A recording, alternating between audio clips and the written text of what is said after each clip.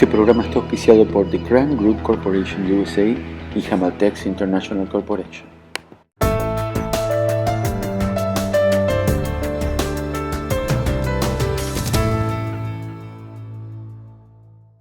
Amigos, ¿cómo están? ¿Cómo me les va? De nuevo en Conversando en Blanco y Negro, y hoy tenemos una gran visita acá para unos temas que sé que nos van a llegar mucho y nos van a impactar dentro de todas estas situaciones que la sociedad vive hoy. Tenemos la visita hoy de Gonzalo Cadima de United Way, quien va a tratar con nosotros junto con Marcelo esto de las sustancias, de las drogas, de la adicción, del alcoholismo y de todos estos problemas que vive hoy en día la sociedad sin distingo de edades. Bienvenido, Gonzalo, bienvenido a tu programa, una audición que está globalizada, pero también está en el condado tuyo de Broward.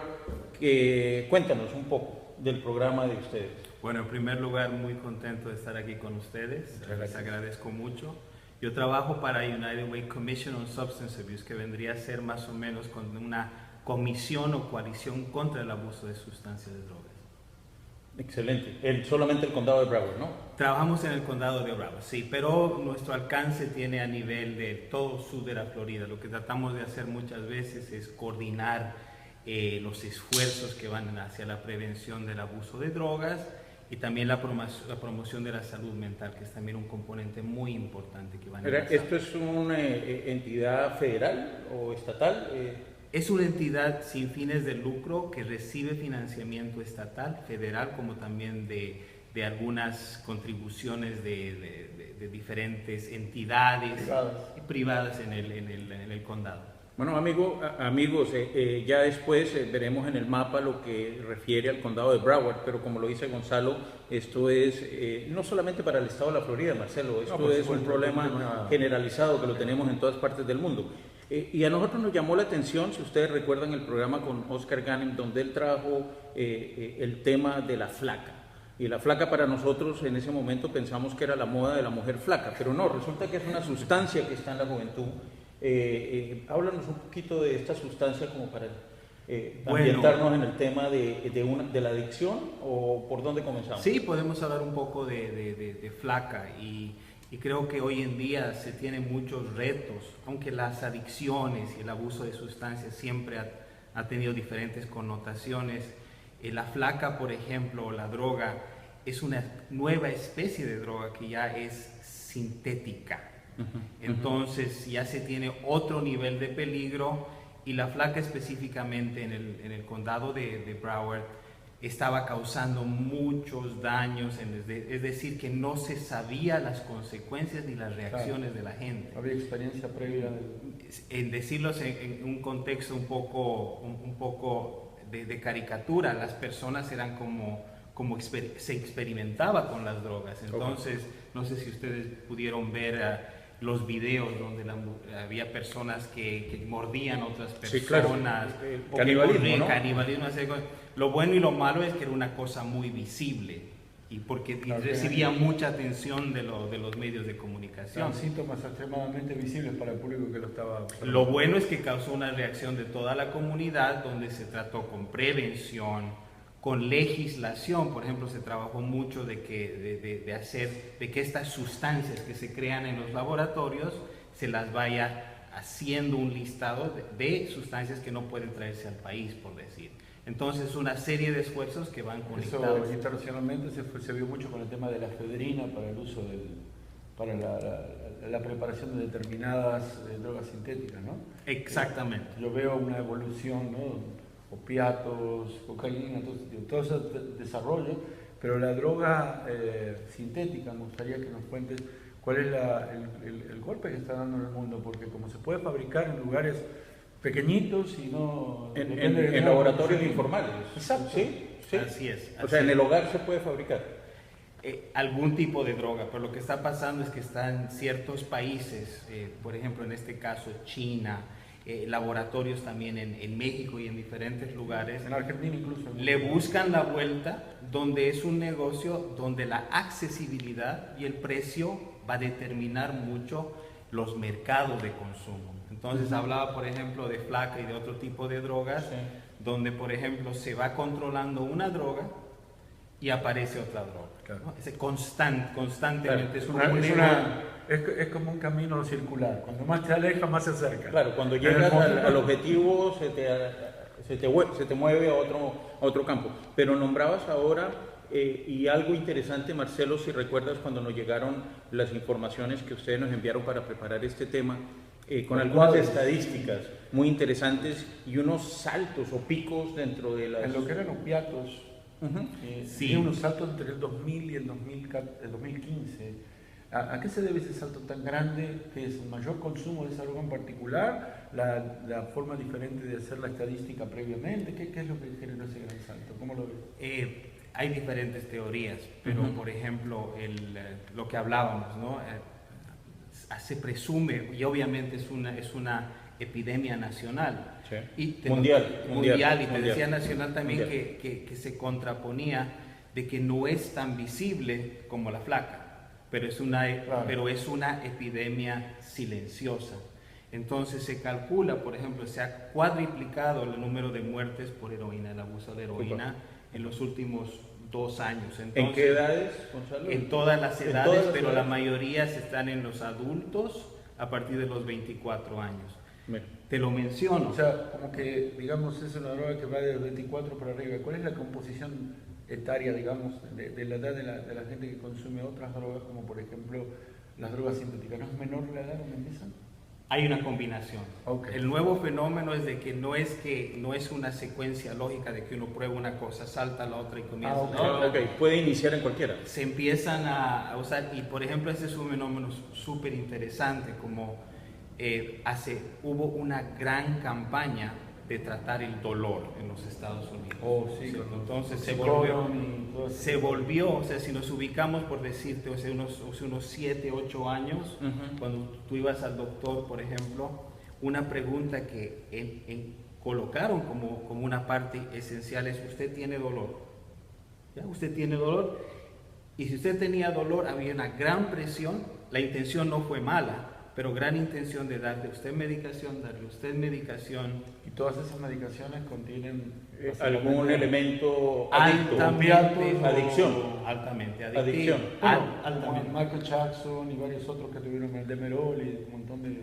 Vamos por ahí. Entonces comienza primero en esa. Ahora, si tú te fijas en las propagandas, pastilla para esto, pastilla para esto, Oh, sí, pastilla claro. para. Ujú. Pero ya en ese entonces, y no digo, yo no soy una persona de las conspiraciones, pero por decirte, las farmacéuticas Ujú. empezaron a producir más y más y más medicación. Pero ustedes tienen digamos, que luchar contra algo muy complejo, que es las industrias, las corporaciones que están mucho más interesadas en la venta de su producto que en la salud de la población. Pero ahí es donde hablaba Gonzalo de Y- las y regulaciones, ¿no? Y las consecuencias de tener una media social que, lejos de apuntar la media a resolver los problemas, en muchos casos apunta hacia el consumo de productos. Y yo creo que le has dado en el clavo, porque ahí, por ejemplo, un problema, tú le vas añadiendo diferentes Claro, componentes. matices. Entonces ya viene el Es como que lo vas interés, atornillando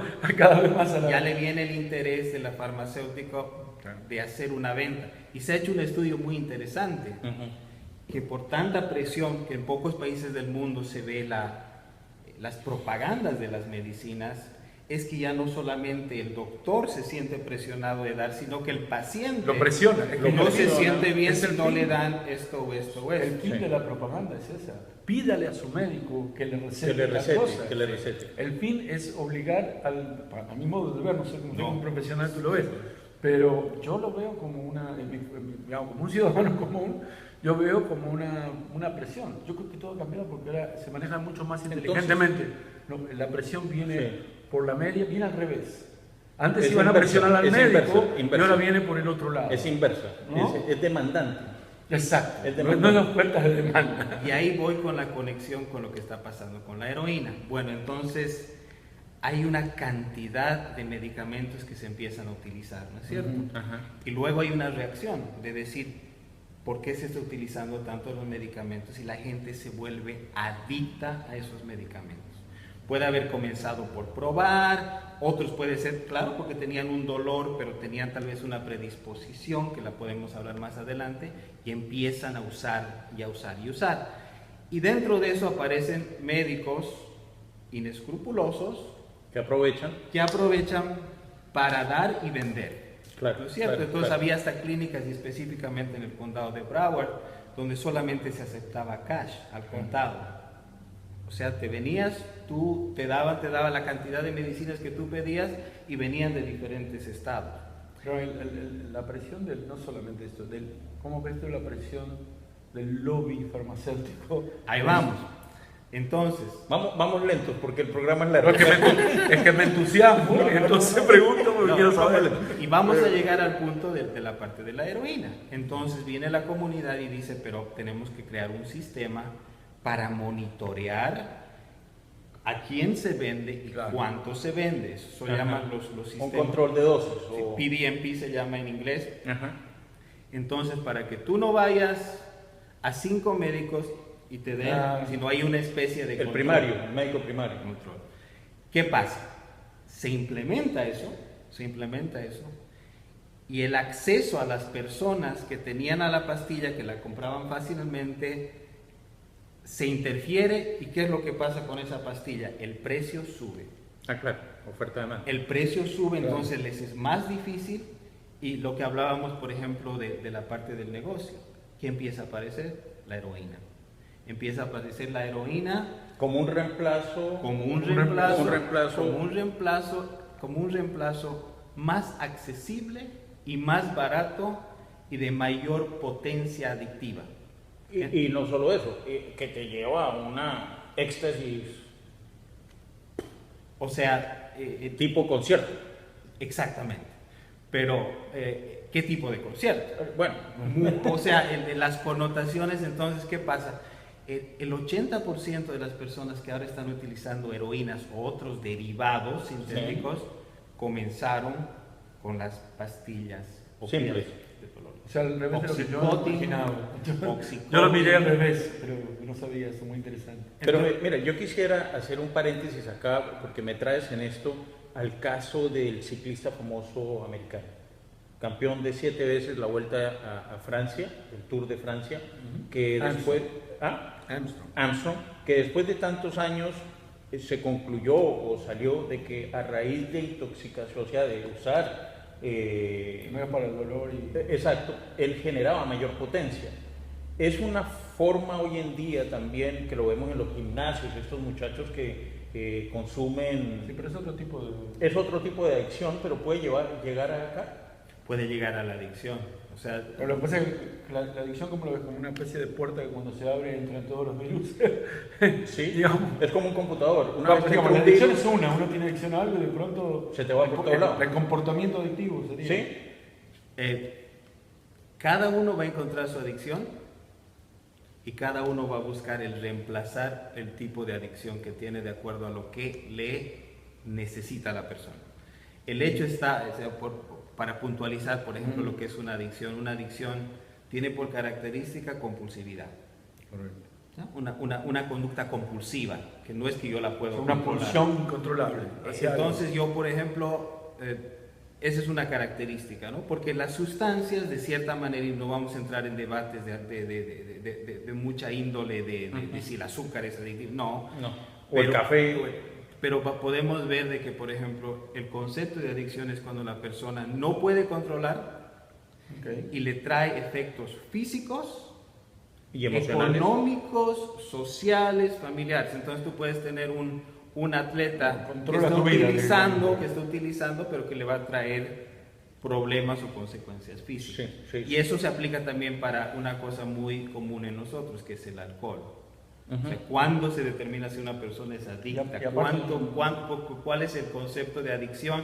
Que a veces solamente, especialmente los hispanos, vemos a la adicción solamente Pero hay una con la droga. Pero el alcohol permisividad con el alcohol como más social, digamos, está como Disimulado. conscientemente Disimulado. no, lo que es terrible, porque en realidad Bueno, yo creo que genera entramos en un tema interesante que es el alcohol. El alcohol, como dice Marcelo, puede ser visto social o puede ser el alcoholismo, ¿sí? y el alcoholismo pues desbarata la familia y cualquier núcleo así. Pero el alcoholismo dentro de la adicción es visto de una manera distinta. Yo creo que sí, yo creo que por ejemplo yo soy de Bolivia y por ejemplo ciertas conductas que te denotan problema con el manejo de la sustancia, que son conductas de que son tan permisivas pero son vistas como normales. La masticar la boca. naturalización de lo incorrecto. Pero es correcto, naturalizarlo. pero culturalmente es correcto. Pues masticar coca en Bolivia es correcto. Pero es una pregunta muy diferente a lo que se refiere al alcohol. Por ejemplo, Sí, claro. una persona que crónicamente tiene problemas en el trabajo y trata de parar y no para, a veces en nuestros contextos eso es visto como normal. Sí, claro. Sí. Eso es visto como decir... Como diversidad de comportamiento. Pero en realidad, la cosa más interesante es aceptable. Uh-huh. O prefiero que tú te emborraches a que tú me hices droga. Bueno, midiendo la causa de esa adicción, ¿no? Porque la causa-efecto es lo que produce. Por eso digo, me da la impresión de que hay una naturalización de eso, como algo natural y las consecuencias básicamente van por el mismo camino. Sí. El enfoque que nosotros tenemos como organización, por ejemplo, es que no se inicie el consumo de alcohol o drogas a una temprana edad, que muchas veces contradice nuestra cultura, nuestra historia, y dice, no, tú toma, no hay problema, que tú te vas a acostumbrar, el sorbito. O vas a aprender a tomar, etc. Lo que pasa es que cuando más... Un rito de iniciación... Bueno, es que todos, de una cierta u otra manera, y no sé si lo que estoy diciendo puede ser algo o no, y los médicos que nos ven sabrán, pero todos tenemos... de cierta manera en cualquier momento se nos puede disparar cualquier adicción, ¿sí? Puede ser que yo no sepa que tomándome un whisky me quede gustando el whisky y se me vuelva constante tomarme un whisky. O no. O de pronto, si yo estoy sentado al lado de un fumador, me guste, me atraiga y me vuelva un fumador.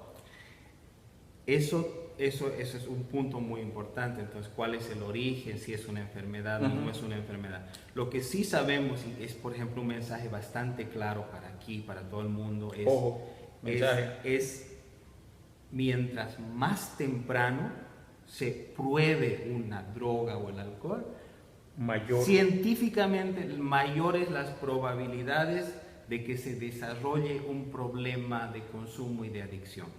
Refiero, una persona que comienza a los 14 o 15 años y empieza a fumar, a tomar marihuana, tiene una proyección que tiene más posibilidades. No dice automáticamente. No, pero hay mayor probabilidad. Mayor probabilidad. ¿Por qué? Porque durante la adolescencia, todos hemos sido adolescentes. Sí, claro. Está el tema sí. Nuestro cerebro trabaja en rebeldía automática. Esto no se puede, esto es lo que quiero. Sí. Nosotros trabajamos con un modelo que no tiene que ver ni tanto ni con la cultura ni con la religión. El cerebro está en desarrollo. El cerebro en ese momento de desarrollo está vulnerable, vulnerable a los cambios. El proceso formativo, estructural. Está, por ejemplo, como le digo, el joven está aprendiendo a tener freno, porque es todo emociones. Entonces el lóbulo frontal se va trabajando para tener el freno. Entonces, si tú en esa etapa donde el cerebro se está desarrollando, le conectas con drogas y creas patrones y creas conexiones y crees en ese nivel, es donde la teoría dice, estás buscando ciertos enganches y manera de manejar las emociones. Entonces ahí es donde se va entrelazando la posibilidad.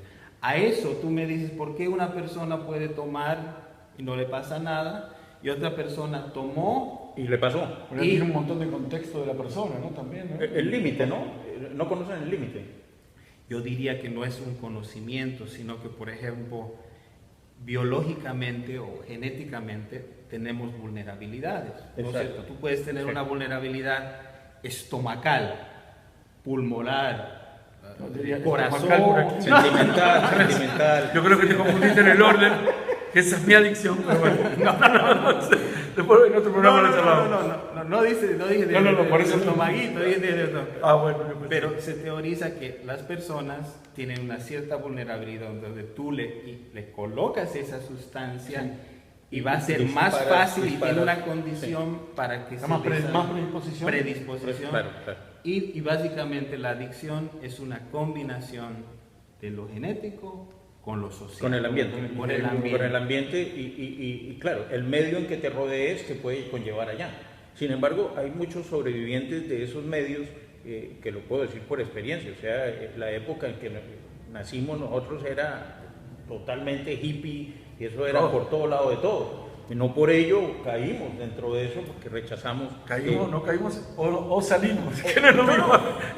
Y yo iba a la parte porque me estás haciendo retroceder mucho. Yo me eduqué en un país suramericano, dentro de tantos que mi padre vivió con nosotros, pero en Chile básicamente. Y yo recuerdo desde muy pequeño tomar vino.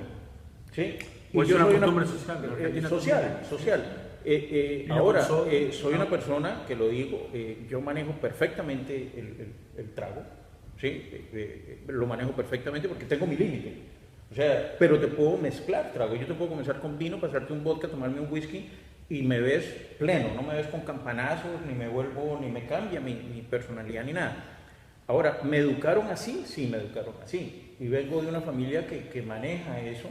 Mis padres fueron fumadores de techo amarillo, o sea, fumadores. Yo no fumo. Entonces también hay cambios, ¿cómo te dijera? ¿Qué será? ¿El rechazo a eso? Hablamos de probabilidades. Hablamos de probabilidades porque, por ejemplo, yo, por ejemplo, tengo factores de riesgo que se llaman. Claro. Yo, por ejemplo, mi familia ha sufrido del corazón.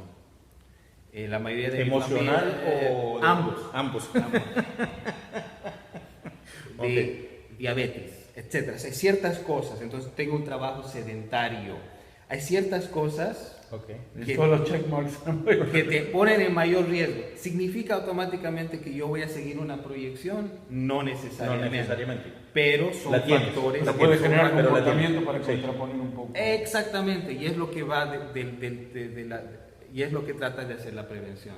Entonces, bajar esos riesgos, porque si yo, por ejemplo, hago ejercicio, manejo mi información, aunque haga todo eso, puede ser que también me suceda, pero yo voy bajando los riesgos. Sí. Entonces, el modelo que nosotros trabajamos es la parte del cerebro, la parte de lo que causa, por ejemplo, la adicción, y conociendo cómo científicamente se puede fortalecer los factores de protección.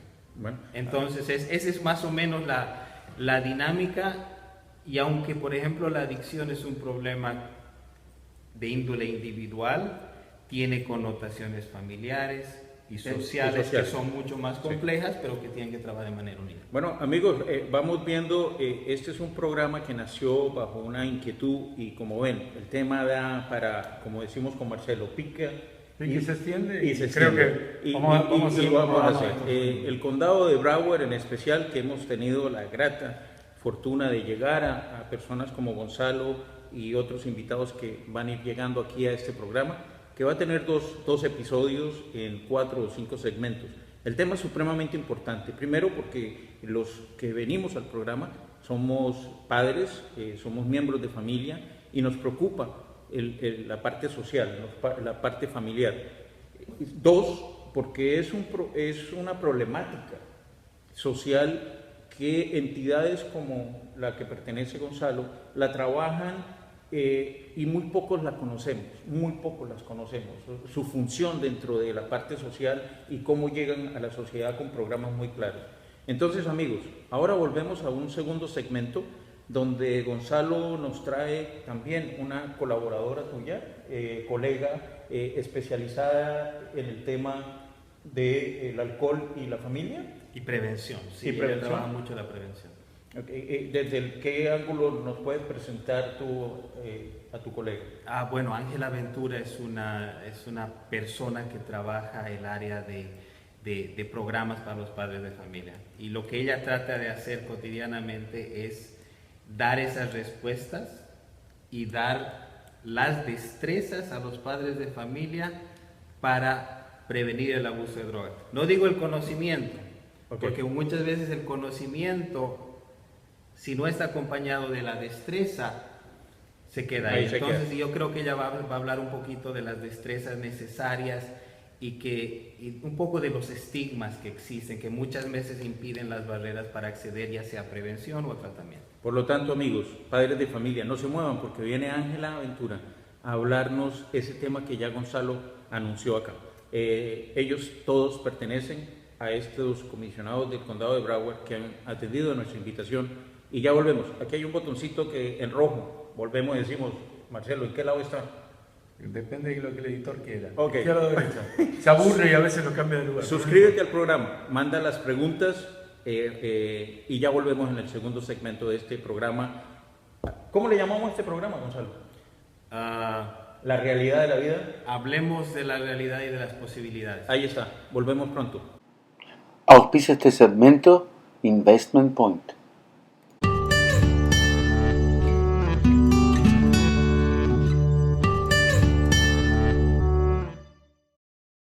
Amigos, regresamos con Ángela Ventura, así como lo dijo Gonzalo en el episodio anterior o en el segmento anterior. Regresamos con Ángela, quien está dentro de esta función y en el condado de Broward con temas muy interesantes. El enfoque primario, digamos que es la familia, Ángela.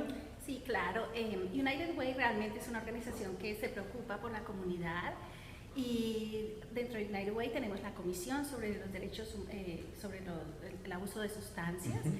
Y básicamente lo que nosotros buscamos es empoderar a la comunidad para que pues no haya problemas de sustancias y de drogas. Y lo hacemos desde el marco preventivo.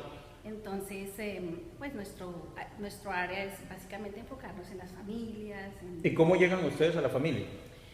Bueno, mira, nosotros realmente trabajamos un marco de prevención estratégico. Todo lo que nosotros hacemos está basado en los datos. Entonces, lo que nosotros hacemos es un análisis de cuáles son los datos que hay acerca de cada una de las diferentes sustancias. Nos reunimos, tenemos grupos de trabajo, buscamos, de acuerdo con los datos que encontremos, buscamos quién debería estar en la mesa. Entonces, invitamos diferentes organizaciones, invitamos el Departamento de Salud, invitamos la fuerza pública y empezamos a analizar los colegios, diferentes organizaciones que atienden a los jóvenes, el YMCA, todo esto. Y entonces empezamos a analizar cuáles son las brechas que hay, cuáles son los retos que tenemos, qué es lo que nos dicen esos datos, ¿no? Los datos de consumo, los datos de consecuencias, y creamos un plan de trabajo. Ese plan de trabajo tiene unas estrategias, lo que ha funcionado en diferentes lugares para prevenir. Y basado en esas estrategias, escogemos cuáles serían las que se aplicarían al problema que estamos trabajando y entonces empezamos a desarrollarlas, a implementarlas y permanentemente estamos evaluando si lo que funciona o no funciona. Pero el comunicador de estos programas es a través de escuelas. Sí, básicamente tenemos los 12 sectores, tenemos el sector de la educación, el sector de los negocios, tenemos diferentes sectores y todos trabajamos en una forma comprensiva, porque el problema no puede ser solamente, el problema no es solamente de las familias, o el problema no es solamente de los niños, o el problema no es solamente los colegios, debe ser una problemática general. Claro, multivariable. Exactamente. Entonces nosotros buscamos en esas estrategias, buscamos cuáles son los programas, cuáles son los proyectos que necesitamos desarrollar, porque no es solamente el programa para que el niño no caiga en el problema del abuso o el que ya cayó, entonces cómo hacemos para sacarlo de ahí. Pero también hay estrategias ambientales, o sea, cómo cambiamos el ambiente para que el niño no caiga. No tan propenso, para no tenga... Exacto. De contextualizar la cosa de manera que... Claro, ¿Y quiénes pueden participar en esa mesa de trabajo? Todo el mundo está bien. ¿O sí, son abiertos, son debates abiertos? Bueno, para que los padres sepan... Sí. ¿Y es una vez al mes o 2 veces? ¿Cómo es? Los grupos tienen diferentes fechas en las que se reúnen y nosotros básicamente, por ejemplo, tenemos un comité que trabaja con los jóvenes. Entonces, en este comité tratamos el tema de la marihuana, del alcohol, nos reunimos una vez al mes. Y el comité totalmente en forma preventiva. Exactamente, exacto. Y analizamos estrategias, no solamente lo que te digo, programas que son encaminados a atender las familias, pero también estrategias ambientales. Porque si tú vives en un barrio donde hay una tienda que vende alcohol a los niños, pues entonces vas a tener un serio problema. Entonces, todas esas estrategias que impiden y que evitan que los jóvenes caigan en estos... Pero una pregunta que saldría, en esas mesas de trabajo yo me imagino que participan las autoridades locales, policías y agentes de investigación de narcóticos, me imagino que sí, y alcohol. Pero cuando hay un plan de trabajo y tú dices ahora, si hay una familia que vive en una zona donde hay una licorera... La propensión, claro, un contexto bastante más sí, o sea, propenso. Pero hay una acción policiva a eso. Claro, definimos estrategias. Hay estrategias que han funcionado muy bien en algunos lugares. Hay estrategias, por ejemplo, como hacer chequeos para saber si el vendedor está haciendo una venta ilegal, ¿no? Entonces, entonces, ¿qué pasa? Incluso alcohol en las menores. También, exactamente. Entonces, se trabaja conjuntamente. Exacto, conjuntamente con sí. los, y lo importante aquí es que el padre de familia puede participar, y no solamente me imagino que en el condado de Broward, todos sus condados tendrán estructuras como las de ustedes. Sí, o sea, muchas veces se requiere funding, se requiere dinero para poder colaborar con las autoridades para que haya el tiempo necesario para dedicarlo a estas actividades, pero sí, o sea, eso se hace diferentes. Y en el plan particular, por ejemplo, en el caso de una familia en la cual uno de los miembros, un adolescente, pongámosle como un caso hipotético, cae en la dependencia de las drogas, o el alcohol, claro, perdón. El tema está en cómo se trabaja la contención y a su vez la estrategia que va a llevar esa familia para con ese niño, porque imagino que ustedes tienen que trabajar sobre eso mucho, ¿no? Sí, hay muchas organizaciones que ayudan a las familias. Desafortunadamente es triste que cuando recibimos la llamada ya el niño tenga problemas. Entonces la idea es prevenir que eso suceda. Entonces, ¿cómo hacemos para que, digamos, el condado de Broward haya un ambiente en el cual no haya tanta propensidad? Nosotros hacemos campañas, por ejemplo, con los colegios. Hay proyectos que son ambientales, por ejemplo, de mercadeo, en el cual uno de los proyectos es el proyecto Cerebro. Básicamente lo que hacemos esto es de los jóvenes para los jóvenes. Proyecto Cerebro. Cerebro. Lo que Mira, se hace es, tiene tres los ponen fases. a pensar. Exactamente. Y tiene tres se le da fases. Sí. Entonces, lo que hacen estos jóvenes, nosotros les damos las herramientas necesarias, pero eso es básicamente liderado por ellos mismos. Ellos mismos como ente comunicadores del programa hacia sus mismos... Desde su perspectiva. Exactamente. Entonces ellos cogen los materiales y la primera fase es crear curiosidad. Entonces es un grupo de jóvenes, digamos 10 o 12 jóvenes en los colegios, y lo que ellos hacen es que empiezan a desplegar información a lo largo del colegio para crear esa curiosidad de qué es lo que está pasando. Luego en la segunda fase empieza a darse información de qué es el cerebro y de que debemos preocuparnos acerca de estas actividades, y luego acerca de lo que sucede con el cerebro empiezan a dar la información, y luego se les dice, la mayoría de jóvenes en Broward County, porque esos son los datos que nosotros manejamos en el condado de Broward, no consumen alcohol, por ejemplo. No, exacto. Y la percepción es distinta. Entonces es buscar la manera de cambiar esas percepciones que son erróneas y que hacen que crean que realmente la mayoría lo hacen, y por eso el comportamiento es de que vamos a hacerlo, porque todo el mundo lo hace. Entonces, me parece muy importante cambiar la percepción. la forma en que lo hacen. Podríamos llamarle un bullying positivo. Exactamente, es contrarrestar. Cerebro. Sí. La idea es que el joven y la percepción, como se dice, ¿no?, en América, perception is reality. Las percepciones son particularmente distintas del adulto y del adolescente en este caso. Me imagino que debe venir por ese lado el hecho de que ellos tengan, que esta información fluya dentro de gente que tiene la misma percepción, digamos, la percepción desde el punto de vista del joven, ¿no? Sí, y algo muy interesante, y por eso los medios de comunicación, amigos, son tan importantes hoy en día, como estos programas nuestros que son sin un libreto y son llevados así. En este momento, Ángela se está comprometiendo con nosotros, y no va a poder decir que no, que este grupo de muchachos que expande el programa Cerebro va a venir a nuestro programa y vamos a hablar de ese programa. Esto se llama extorsión mediática, pero sana. porque creo yo, José Rodrigo, que el padre, la familia, tiene que conocer qué es... Como lo ven también, ¿no? Ellos. Claro, importantísimo antes de, es que el después de... Ya que, sí, es más eso... costoso. Claro, eso es lo mismo que, Reparar más que es lo mismo que la violencia doméstica. Después del primer golpe, ya no hay nada que hacer, ya se perdió el respeto. Después de que caíste en una adicción, ya para qué. Bueno, sí. No, sí, ¿para qué? Sí, sí, pero digo yo. Pero sí, ¿para qué fue? no, pero Marcelo, si existen obviamente que si sí. estas herramientas Claro. que la sociedad no conoce, estoy desconociendo totalmente esto. Por eso, gracias a... Yo dije que estaba fuera de onda con este tema. pero miren, Pero para eso me tienes a mí. sintonizarme, el blanco y el negro. Pero miren qué importante que ella se está comprometiendo a traernos a nuestro programa en blanco y negro, estos jóvenes del programa Cerebro, a meternos dentro de esa temática, y vamos a llegar a ustedes, padres de familia, no solo de Broward, de todas partes, inclusive como decía nuestro amigo Gonzalo en el anterior, llegaremos a Bolivia, llegaremos a Argentina, a Colombia, a Venezuela, Chile, todos los países donde hay juventud. La juventud está pasando por un proceso mundial de confusión. ¿Y quiénes los estamos confundiendo? Nosotros. Ellos no se confunden. Nosotros los confundimos entre la diversidad de la verdad y la mentira.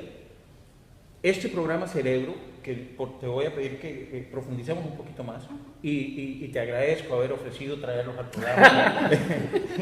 Un gesto tuyo hermoso para nuestra audiencia. Pero, ¿cómo nace este programa?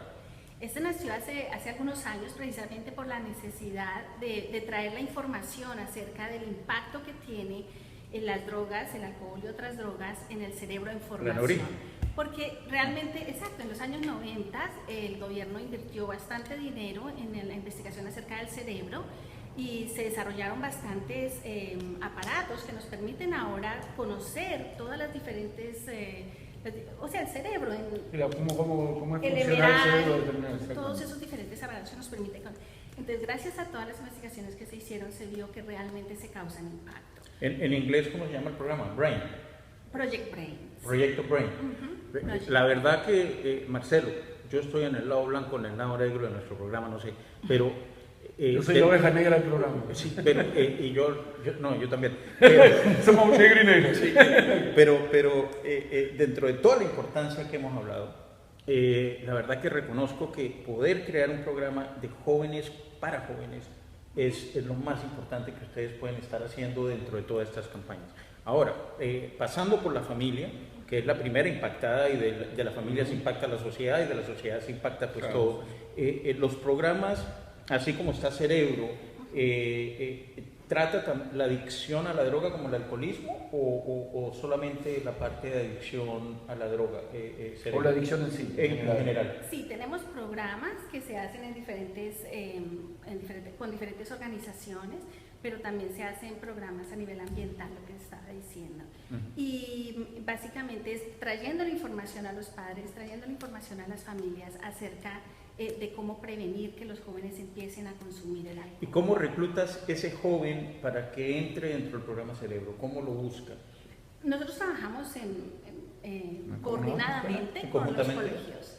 O sea, es más una escogencia del profesor que dice, esta alumna o alumno tiene un potencial de liderazgo y un carisma para poder ser mensajeros del programa Cerebro. Exacto. Pero ustedes en los auditorios de estas entidades educativas también hablan de cerebro, ¿sí? ¿Como adultos? Sí, claro. ¿O es solamente el joven? No, incluso ese programa se ha expandido para la comunidad y trae diferentes componentes donde se utiliza, por ejemplo, las frutas, las verduras, los vegetales, y se hacen campañas con la comunidad hablando acerca de la importancia que tiene cuidar el cerebro y del impacto que tiene el alcohol y otras drogas en el cerebro en desarrollo. Entonces, hay programas que se llaman, por ejemplo, Sweet and Delicious to be Drug Free, que son programas que buscan traer la información preventiva en una forma que sea agradable hacia las personas, porque si tú les dices no hagan drogas, enseguida ya es negativo, entonces ya la gente No, se y cierra. creas la expectativa de que por qué me dicen no, probemos para saber por qué no, ¿no? Exactamente. Sí, Entonces bueno. son Por la diferentes rebeldía formas. propia de lo que La rebeldía. Pero que, bueno, la familia, Marcelo, impactada primeramente en lo que es poder tener un hijo o un familiar, llamémoslo así, del primer núcleo o aledaño, que está en este problema. Yo he escuchado hablar mucho, y sé que es un gran negocio, no solo en el estado de la Florida, los centros detox. Esos centros detox tienen trabajo conjunto con ustedes. Hay programas que trabajan con los centros detox. Sí, nosotros tenemos lo que te decía, diferentes comités, y ellos participan, por ejemplo, en nuestro comité de vigilancia. Nosotros, que es el que colecta los datos, nosotros tenemos ese comité básicamente lo que hace es que recoge información de qué es lo que está sucediendo. Entonces nosotros trabajamos con ellos y ellos nos informan qué es lo que está pasando, nos pasan datos de cuáles son los pacientes, de qué están hablando los pacientes, más o menos las drogas, los nombres de las drogas, lo que se está utilizando, todo esto. Edades, ¿qué es más promiscuo, la mujer o la niña en la edad o el hombre? ¿Quién entra más rápido en una adicción? O sea, ¿Hay edad temprana en la mujer o en el hombre o es igual? Bueno, básicamente, o sea, los jóvenes en general, los que están consumiendo, los que empiezan a consumir, no hay... Es distinto. Sí, es más que todo, sí, exactamente. O sea, eso es relativo, porque cada comunidad, cada área es relativo. Pero hay una tendencia más hacia el hombre o hacia la mujer. ¿Quién tiene más caída? O sea, dentro del núcleo de amistad, la mujer o el hombre a poderse dejar llevar hacia una adicción. Sí, generalmente el muchacho que el hombre. que tiene, exacto. Sí, las mujeres son más difíciles en todo, pero... No, pero de todas maneras las tasas de consumo se ve que, o sea, hay una gran preocupación porque las niñas están consumiendo también y es un problema. Y muchas veces los novios las inducen y siempre estamos por ahí.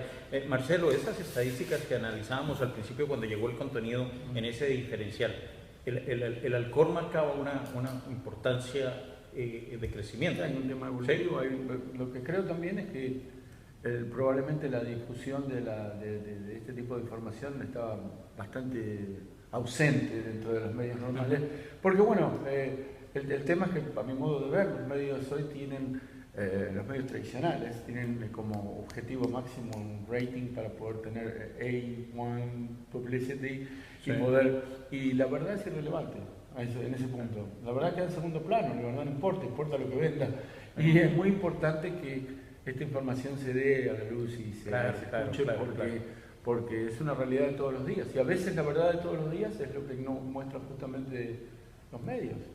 Y los medios son muy importantes a la hora de poder expandir esta información y de que la gente sepa que existen estas cosas.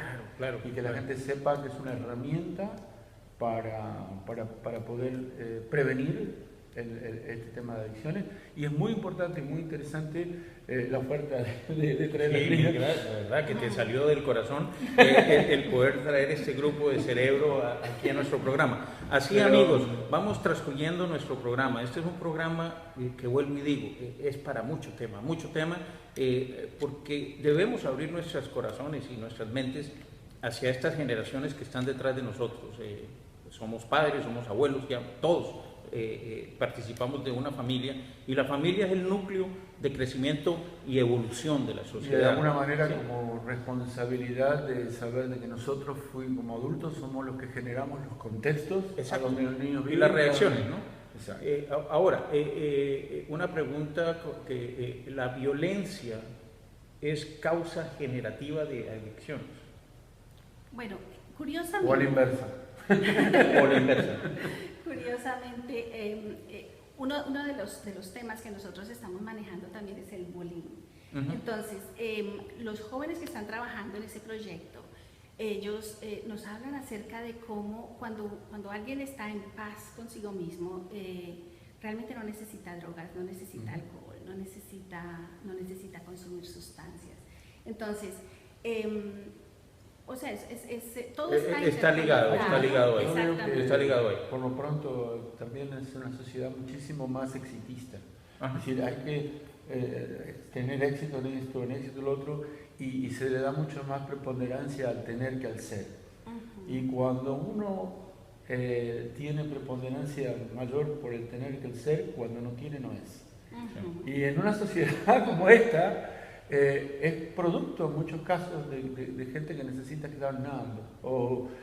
Y probablemente las drogas tienen una excelente capacidad para eso en principio y para destruirnos y dejarnos nan para siempre después. Bueno, y también acordémonos que uno de los casos de mayor violencia doméstica que es visto o no visto es el autoestima, ¿no? Cuando eliminas el autoestima en un muchacho en crecimiento, pues tiene que recurrir a algo. Yo siempre dije, es mejor un ladrillazo en la cabeza que consumir droga. Quedas más ilusionado y quedas más ambientado. Amigo, Esa es la palabra, es la terapia que... terapia de grupo. Él tiene un programa que se llama El ladrillo del cerebro, pero bueno, para otro tema.